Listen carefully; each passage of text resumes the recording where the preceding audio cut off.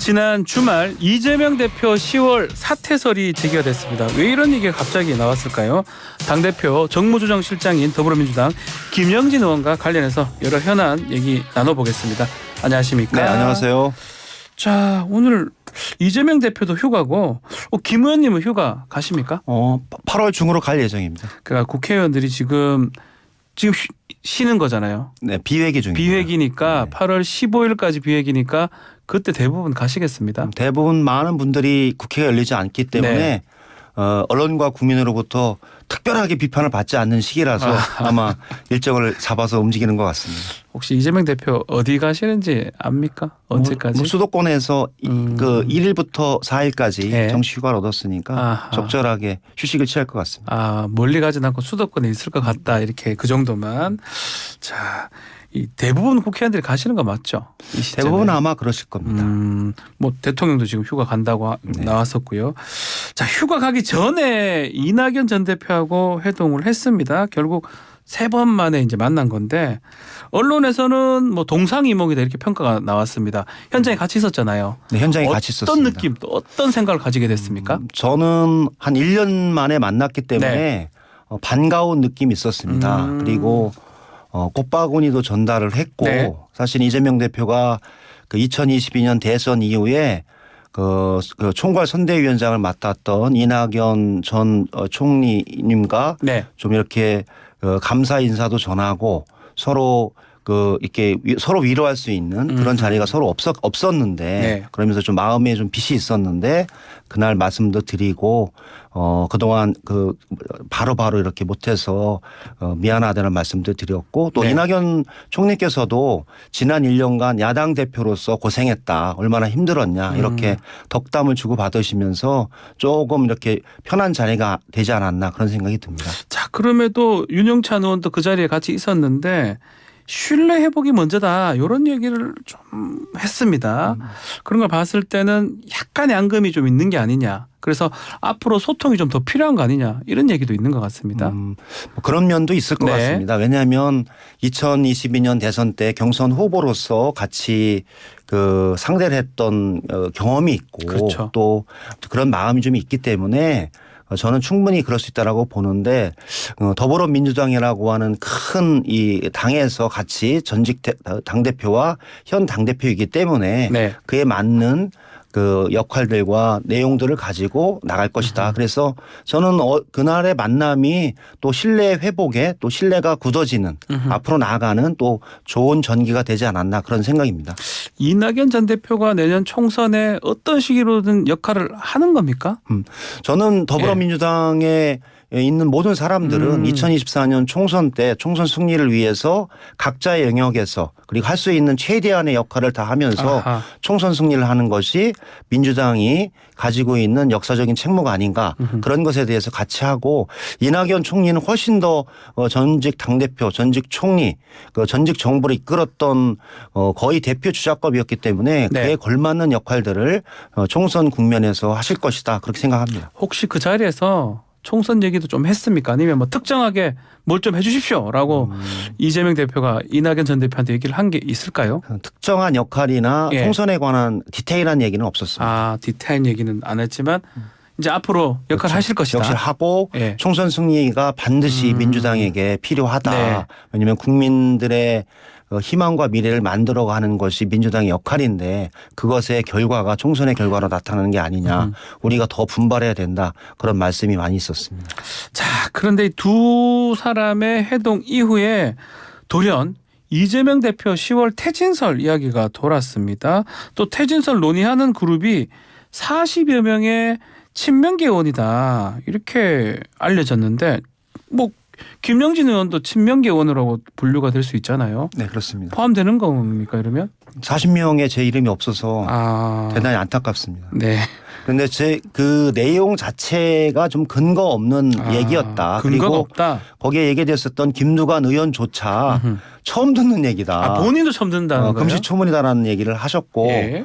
사실 40여 명이라고 하는 국회의원 더불어민주당의 친명계 의원을 특정했다는 것 자체가 전 맞지 않다. 그리고 그런 논의를 할 정도로 모임을 하거나 그런 진행하지 않고 있습니다. 네. 그래서 터무니없는 얘기고 조금 좀 냄새가 나는 그런 발언이다 그런 생각이 듭니다. 냄새라는 거는 한마디로 민주당 내에서의 예. 갈등 그리고 이재명 지도 체제에 대해서 갈등을 만들어서 정치적인 이익을 얻고자 하는 사람들이 만들어낸 얘기가 아닐까 그런 생각이 듭니다. 자, 그렇다면 지금 최근에 한국갤럽 조사가 보면 민주당이 많이 떨어져 있습니다. 윤석열 정부 들어서 최저 수준을 지금 보이고 있는 상황인데 그거랑 지금 10월 퇴진설까지 합쳐진 거.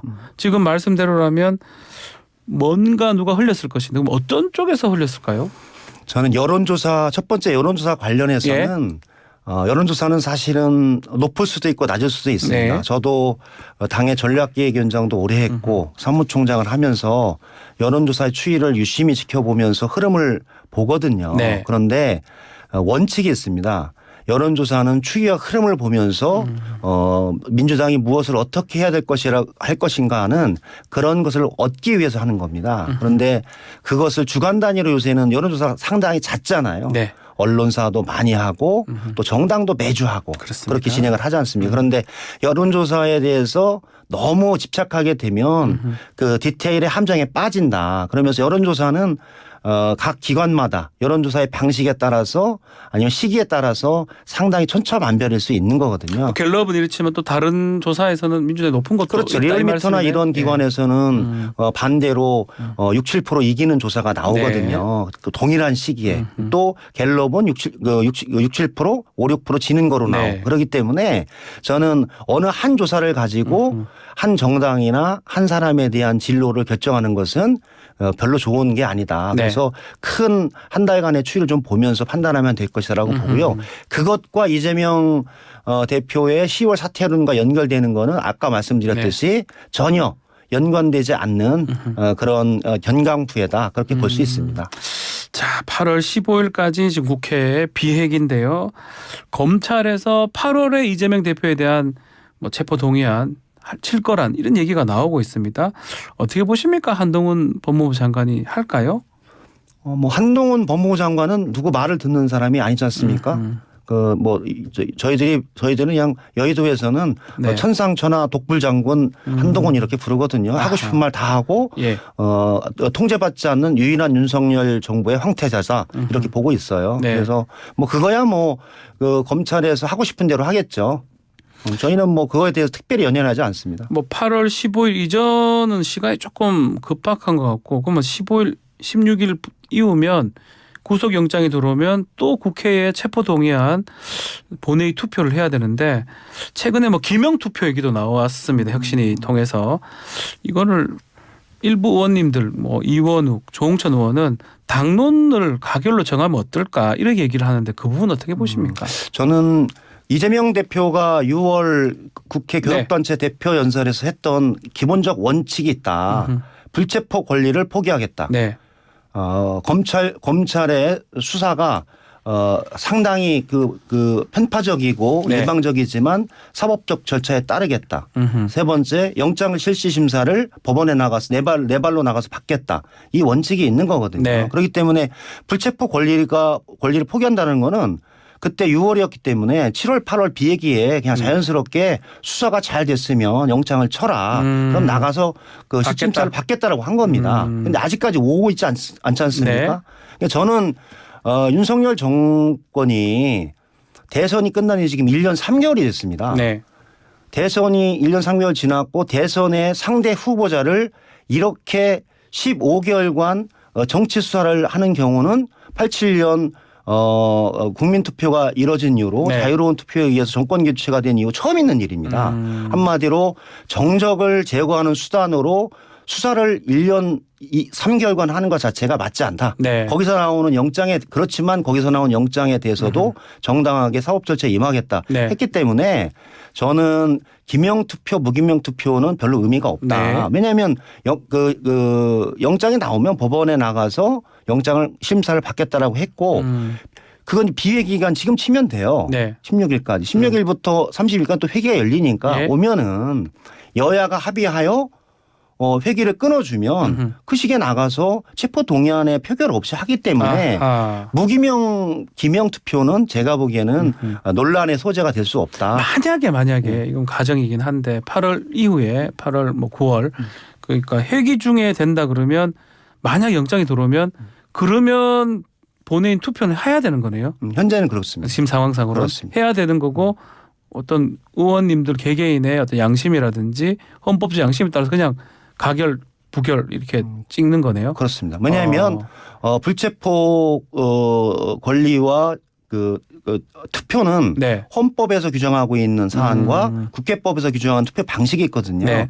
이거를 바꾸려면 헌법과 국회법을 개정해야 되는 문제가 있어요. 네. 그래서 저는 8월 중에 오게 되면 그런 방식으로 하고 가정법에 의해서 지금 논란을 할 필요가 없다. 아하. 기명 무기명을 가지고 예. 그런 생각이고요. 저는 이재명 대표가 얘기했던 불체포 권리를 내려놓겠다. 사법적 절차에 따르겠다. 영장실질심사를 받겠다. 이 3원칙을 바뀌었기 때문에 그 원칙에서 벗어나지 않을 것이다. 그것이 회기이건 비회기이건 네. 무관하다. 그런 말씀을 드립니다. 자, 지금 검찰의 두 번째 영장은 아마 쌍방울 대북 송금 의혹 사건이 될 걸로 보이는데 지금 한동훈 장관하고 또 이화영 전 부지사 이 해유 관련해서 민주당 한동훈 장관이 조금 설전 이렇게 벌어지는 거 충돌하는 모습이거든요. 민주당의 주장은 뭡니까? 저는 지금 보면 과거에 법무부 장관이 네. 구체적인 수사에 이렇게 많이 개입한 적이 있습니까?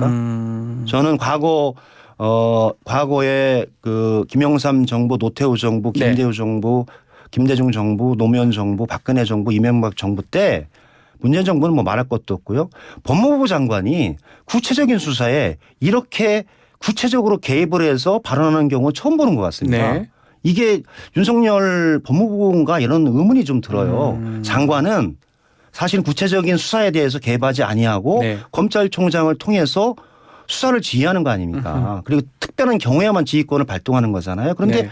왜 그렇게 한동훈 장관은 그 구체적인 수사에 개입할까요? 전 그게 의문이고 네. 그렇기 때문에 이화영 지사와 쌍방울 김성태 장관의 사실관계는 범죄의 증거, 증인, 수사에 따라서 좀 판결하면 될 것이다. 네. 논란이 될 사안이 없다.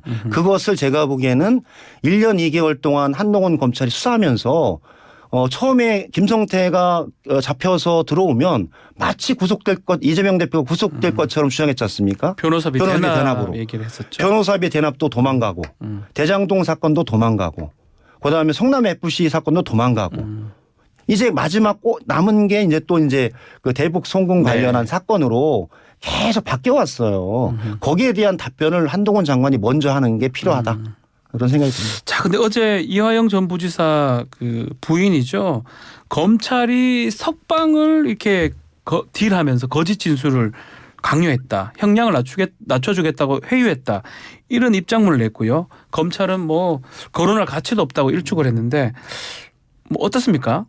저는 이화영 전 부지사 네. 부인의 얘기가 아무런 근거나 내용 없이 그 한 발언이라고는 보지 않습니다. 네. 부인은 그 남편인 이화영 부지사를 면회하고 또 느끼고 그 부지사의 발언과 여러 가지 편지를 통해서 그 사실관계를 봤었는데 또 검찰에서 하는 얘기는 틀리고 네. 그렇기 때문에 부인 관련해서는 부인이 민주당의 인권위원회 탄원서를 했던 내용과 동일합니다.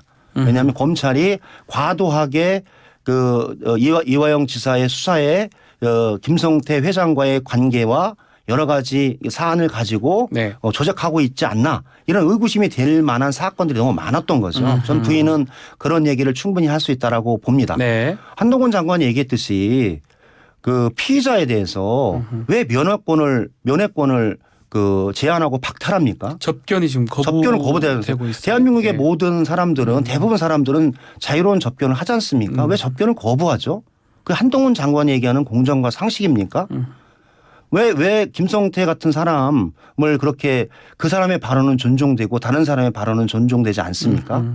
그리고 왜 깡패 잡아놓고 깡패 발언에 대해서만 그렇게 존중하고 신뢰합니까? 네. 그래서 저는 그 부인의 얘기도 충분하게 들어보고 한동훈 장관은 그런 사실이 있는지를 한번 제가 보기엔 감찰해보고 확인해보는 것도 필요하다. 그런 생각이 듭니다. 알겠습니다. 자, 그리고 현안 질문도 좀 드려보겠습니다.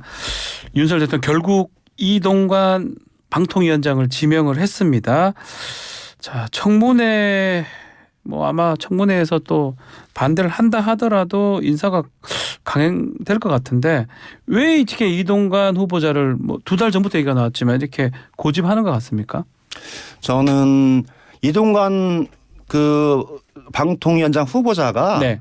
과거 이명박 대통령 때도 홍보수석, 청와대 대변인과 홍보수석을 했었고 네. 그 시기에도 사실은 MB 정권에 저희들은 방송악법이라고 했었는데 방송악법부터 종편까지 방송 장악의 시나리오를 아주 치밀하게 전개하면서 네. 사실은 방송 시장과 자유로운 방송의 역할들을 상당히 제약하는 형태의 역할들을 해왔던 거죠. 예.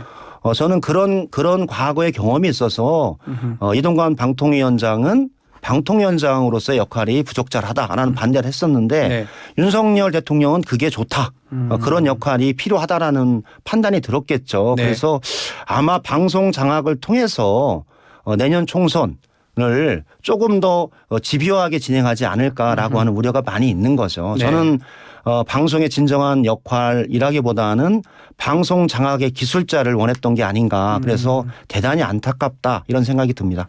자, 언론 노조에서는 어차피 후보자 임명 강행할 텐데 방통위를 식물화시켜야 된다 하면서 지금 민주당 몫이 2명의 의원이거든요. 지금 김현 방통위원 또 임명을 기다리고 있는 최민희 전 의원이라든지 총사퇴 이렇게 얘기를 하고 있는데 그 부분은 어떻게 진행되는 겁니까? 그런 사안들도 있었는데요. 현재가 방통위원이 5인 정원에 아주 비상식적으로 3인이 사실 의사결정을 하면서 네. KBS 수신료 분리납부도 결정을 했고 여러 방송 정책을 결정하지 않습니까? 네. 저는 국회에서의 동의됐던 최민희 의원을 예. 임명을 지금 그 대통령이 거부하고 있는 안 겁니다. 하고 있어요 지금. 네. 이런 예가 없었어요. 저는 완전한 직무유기고 위반입니다. 네. 임명을 하고 그에 따라서 문제를 제기를 해야지 국회에서 동의한 인사를 임명하지 않는 것 자체가 네. 문제다. 그리고 김현 현 방통위원과 방통위원 후보자인 최민희 의원의 사퇴 여부는 제가 보기엔 여러 수단 중에 하나이지만 그거는 김현 방통위원과 최민희 후보자가 네. 판단하고 결정할 사안이다. 그렇게 보고 있습니다. 그것을 누가 할 수 있는 사안은 아니라고 보고 있고 그 결정은 두 분이 하실 것이다. 이렇게 보고 있어서 결정 여부를 민주당이 결정하거나 그러진 않을 겁니다. 마지막으로 청문회 보이콧 얘기가 있는데 청문회 하는 겁니까? 지도부에서 결정 난 게 있습니까? 사실은 조승래 방통위원, 조승래 과방위원회 간사도 얘기했듯이 예. 오죽하면 아하. 인사청문회를 거부한다는 얘기가 나왔을까. 한마디로 이동관 후보자는 인사청문이 사실상 끝난 사람입니다. 네. 아들의 학폭 문제, 방송 장악의 과거 전력, 그다음에 국정원을 통한 여러 가지 정보 보고를 통해서 방송 장악을 했던 여러 가지 사안들이 국회 질의에서 나왔거든요. 네. 그렇기 때문에 인사청문회조차 필요 없는 인사이지만 국민의 알 권리와 이동관 후보자의 여러 가지 사항들을 조금 더 깊고 진중하게 살펴서 왜 더불어민주당이 이동관 후보자의 방통위원장 임명을 반대했는지에 대해서 국민들에게 알리는 게 필요하다. 그런 취지로서 진행하는 것이 필요하다는 입장도 있습니다. 알겠습니다. 자, 오늘 말씀 여기까지 듣겠습니다. 감사합니다. 네, 고맙습니다. 김영진 더불어민주당 의원과 함께했습니다.